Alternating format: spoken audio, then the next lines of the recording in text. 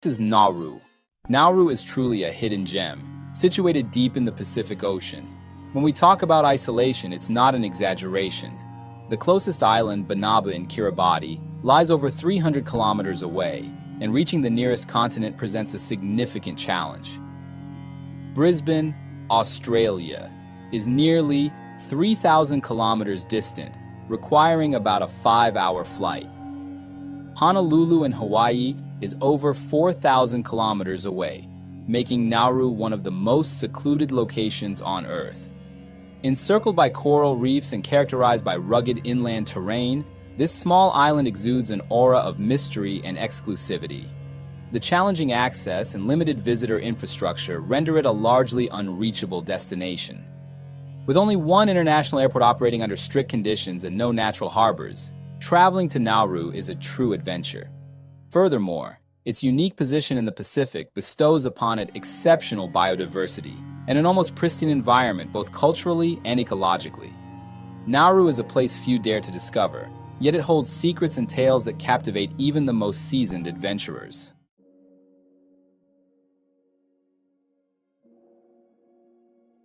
While reaching this distant country presents a genuine challenge due to its remoteness, your perspective shifts entirely once you arrive on the island. Covering only 21 square kilometers, Nauru is the third smallest nation globally, even smaller than many urban neighborhoods. To put it into perspective, everything here is easily accessible.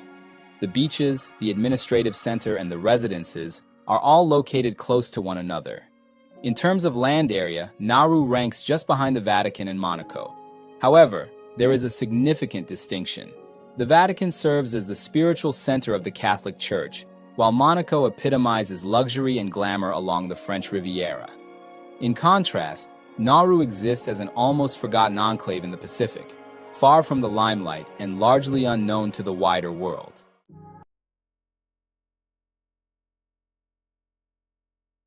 If everything seems within arm's reach, that sentiment extends to the island's roadways as well. Nauru features just 30 kilometers of paved roads that loop around the entire country. You can traverse the island by car in a little over an hour at a leisurely pace, taking time to stop and enjoy the stunning blue ocean and the beautiful landscapes. With only one gas station and a limited number of vehicles, traffic jams are virtually unheard of. In addition to its roads, Nauru boasts a small railway line of nearly 4 kilometers, built in 1907.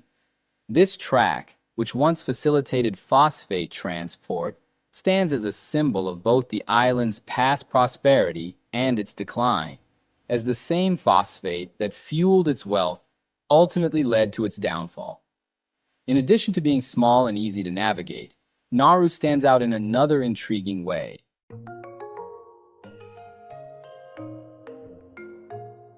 It has no designated capital. Unlike most nations, this tiny island follows a distinct approach. While many countries boast a single capital, and some, like Bolivia and South Africa, have 2 or 3, Nauru takes a simpler, or perhaps, depending on your perspective, a more complex route. There isn't a city that serves as the official center of governance. Instead, the title of capital is attributed to Yaren, a district located on the southern coast. This area houses the parliament, the embassies of countries such as Taiwan and Australia, and the only international airport. However, Yaren isn't a city in the traditional sense. It functions more as an administrative zone where various governmental activities occur, lacking the typical features of a capital city. If the lack of an official capital is already a notable oddity, here's another intriguing fact.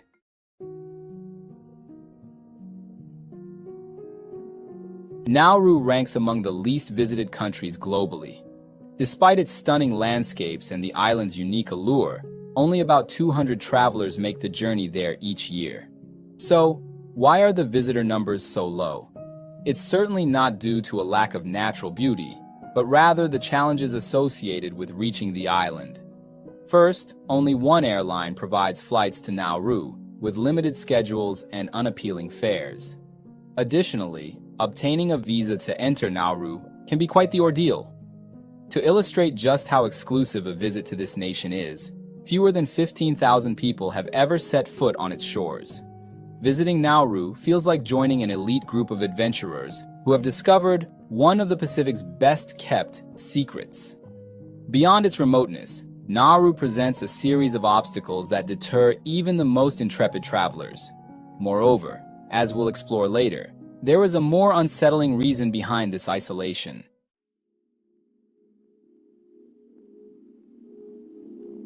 Another interesting aspect of Nauru is that the island has no military. That's right, there are no soldiers, tanks, or military installations. Nauru does not maintain its own armed forces, and in the event of an external threat, Australia assumes responsibility for its defense. This arrangement has been in place for many years and is quite logical for such a small and remote location. Rather than allocating its limited resources to a military establishment, Nauru has opted to prioritize other areas, entrusting security to Australia. In the meantime, a small local police force handles law enforcement and addresses internal matters. This approach is straightforward and efficient, especially for a nation with a population that could easily fit into a neighborhood of any major city. It's also important to note that Nauru isn't alone in this. Several other small countries and islands in the Pacific adopt a similar strategy, depending on larger nations for their safety and security.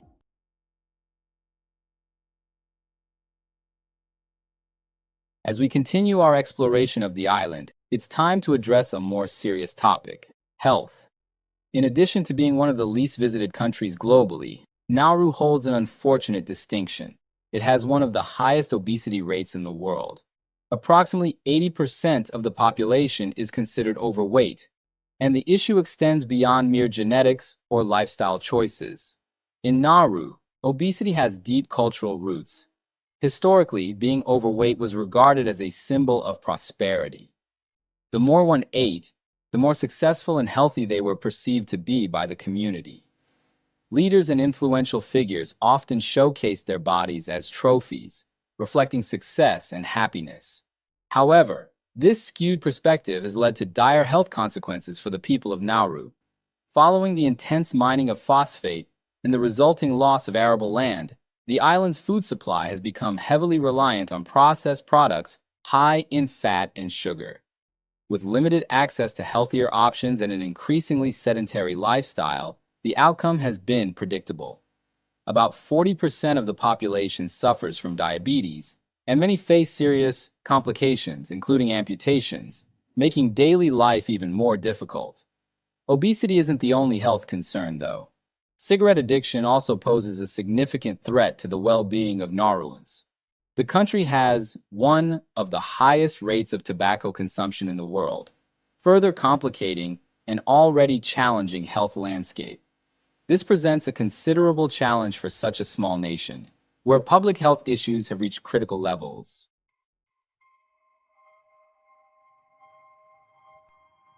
Continuing our discussion on phosphate mining, let's delve into the darker chapter of Nauru's history. Believe it or not, this tiny speck in the Pacific was once celebrated as the richest island on Earth. Yes, a place that now lives in obscurity was once overflowing with wealth. So, how did this transformation occur? It all began in the 1970s when Nauru experienced extraordinary riches due to phosphate mining, a natural resource formed over centuries from seabird droppings. This white gold was so precious that it turned the small island into a thriving economic powerhouse. While the rest of the world aspired for prosperity, Nauru was living a financial fairy tale. To illustrate, in 1975, the per capita income of Nauruans soared to an astonishing $176,000, over 3 times the per capita income of the United States at that time. With such wealth flowing in, the people of Nauru indulged in luxury and extravagance. Cadillacs, Jeeps, and Land Rovers cruised the island's limited roads, reminiscent of a parade in Beverly Hills. The government took care of everything: healthcare, education, housing, while citizens enjoyed the benefit of not paying taxes. The island became a celebration of abundance, with residents investing overseas, purchasing properties, and traveling the globe as if there were no tomorrow. However, like all fairy tales, the magic was fleeting.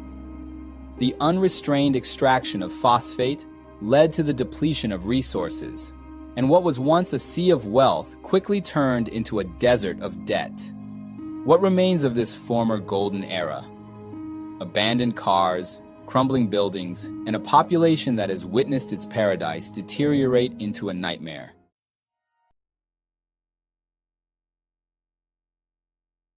As the saying goes, all good things come to an end, and in Nauru this could not be more accurate. Phosphate, which once brought immense wealth to this small island, also played a significant role in its downfall.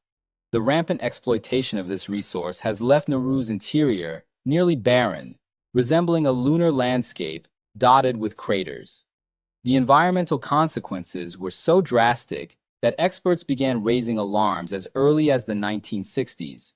Nauru was on the brink of becoming uninhabitable. The once fertile land teeming with life had been transformed into a desolate wasteland, a direct consequence of relentless mining.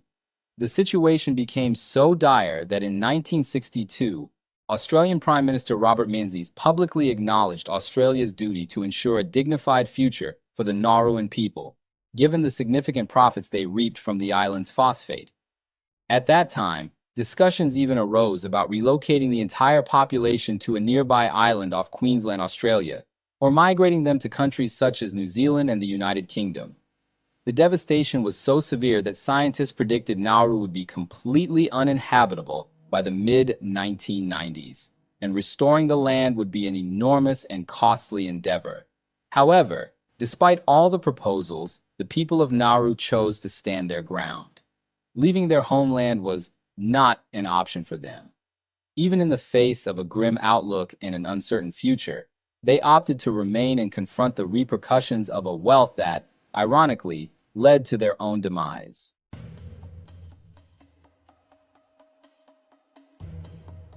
What began as a choice to resist quickly turned into a grueling struggle. As previously mentioned, the phosphate reserves that once sustained Nauru's economy began to dwindle over time. By the 1980s, the island was engulfed in a deep and unrelenting crisis. The depletion of this vital resource led to an economic collapse, leaving behind a legacy of environmental destruction and a grim future. In a desperate bid to salvage what little remained, the authorities discovered a secondary phosphate deposit and resumed mining operations. However, this flicker of hope proved to be a temporary reprieve. Within less than a decade, these reserves were exhausted as well, plunging Nauru back to the brink of despair, with a devastated economy and a landscape that seemed irreparable. It appeared that conditions couldn't possibly worsen, but hitting rock bottom brought even more harrowing surprises.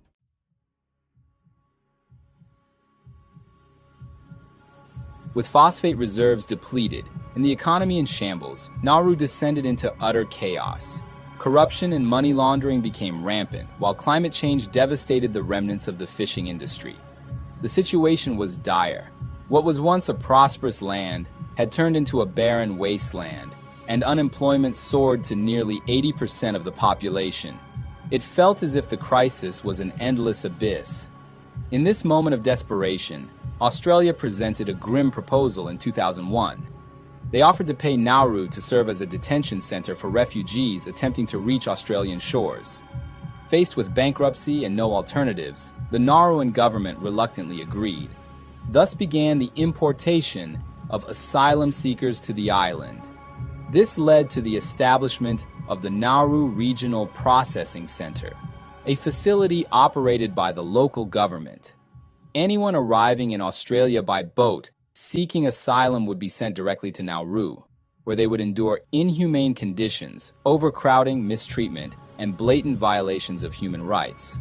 The situation became so severe that the International Criminal Court deemed these practices illegal, prompting widespread condemnation from countries worldwide, the United Nations, and human rights organizations such as Amnesty International. In 2015, attempting to quell the criticism, the Nauruan government temporarily banned Facebook, claiming it was to protect residents from pornography. However, few were convinced by this rationale. The true intention appeared to be to silence dissent and conceal the realities of the detention center. Remember the earlier mention of the challenges in obtaining a visa to visit the island? That's the primary reason: to keep the world uninformed about the actual conditions there. Adding to this bleak scenario, Nauru only abolished the death penalty in 2016, highlighting how rigid policies and tensions continue to shape life on the island.